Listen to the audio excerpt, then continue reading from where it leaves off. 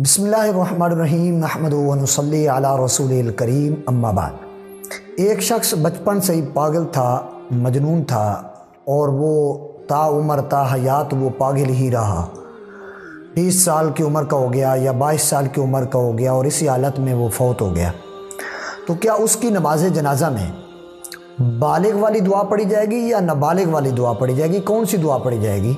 जो शख्स बचपन से ही पागल है, मजनून है, 20 साल का हो गया है, 22 साल का हो गया है, लेकिन उसका ज़हनी तवाज़ुन ठीक नहीं रहा, वो पागल ही रहा है, तो अब वो फौत हो गया है 20 साल का होकर या 22 साल का होकर, तो क्या इस सूरत में उसकी नमाज जनाजा में कौन सी दुआ पढ़ी जाएगी? उसके नमाज जनाजा में नाबालिग बच्चों वाली दुआ पढ़ी जाएगी। इसी तरह अगर औरत होती है तो औरत का भी हुक्म यही है कि उसके जनाजे में भी नाबालिग बच्चियों वाली दुआ पढ़ी जाएगी। इसी तरह अगर औरत पैदा हुई और वो पागल थी, बाद में भी ज़हनी तौर उसका सारी ज़िंदगी ठीक नहीं रहा, लेकिन वो 20-22 साल की होकर वो फौत हो गई, तो इसी तरह औरत के ऊपर जो है ना वो भी यही हुक्म लागू होगा कि उसके नमाज जनाजा में भी नाबालिग बच्चियों वाली दुआ पढ़ी जाएगी।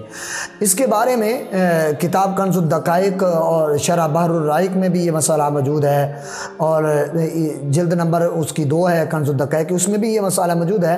वो भी यही फरमाते हैं कि अगर कोई बंदा पैदा हुआ और उसके बाद वो पागलपन उसके ऊपर तारी हो गया, तो वो सारी ज़िंदगी वो पागलपन में रहा, 20-22 साल का होकर वो फौत हो गया, तो उसके जनाजा में साहिब मुसन्निफ़ फरमाते हैं कंज़ुद दक़ाइक़ के, वो फरमाते हैं कि अगर उसकी नमाज जनाजा में नाबालिग बच्चों वाली दुआ पढ़ी जाएगी।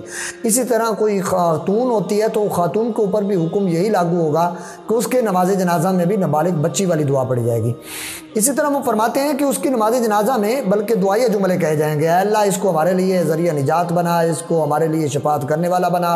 इनकी नमाज जनाजा में ये दुआ जो है ना वो मांगी जाएगी, चूँकि इनके ऊपर सारी ज़िंदगी शरीयत का हुक्म लागू नहीं हो, चूँकि मजनून और पागल एक ऐसा बंदा है जिसके ऊपर शरीयत का हुक्म लागू नहीं होता।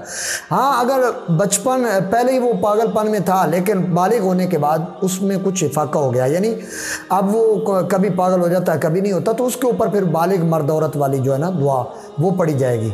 लेकिन अगर वो सारी ज़िंदगी उसको इफाका हुआ ही नहीं है, वो सारी ज़िंदगी पागलपन में ही रहा है, तो लिहाजा उसके नमाज जनाजा में नाबालिग बच्चे वाली दुआ पढ़ी जाएगी, ये याद रखना। इसी तरह कोई खातून होती है तो उसका भी यही मामला है। तो अगर बालिग होने के बाद उसको पागलपन लायक हुआ तो वो फिर भी इस सूरत में आएगा कि उसकी नमाज जनाजा में बालिग मर्द औरत वाली दुआ पढ़ी जाएगी। ये मसाला जो नाबालिग बच्चे वाली दुआ का है, ये उस सूरत में है कि जब बंदा पैदा हुआ उस वक़्त से लेकर 20-22 साल तक उसको पागलपन ही रहा है मुसलसल, बीच में फाका नहीं हुआ। ये इस सूरत में अगर वो फौत हो जाता है तो उसकी नमाज जनाजा में फिर बच्चे वाली दुआ पढ़ी जाएगी। दुआए अल्लाह तबारक व तआला हम तमाम को अमल करने की तौफीक अता फरमाए।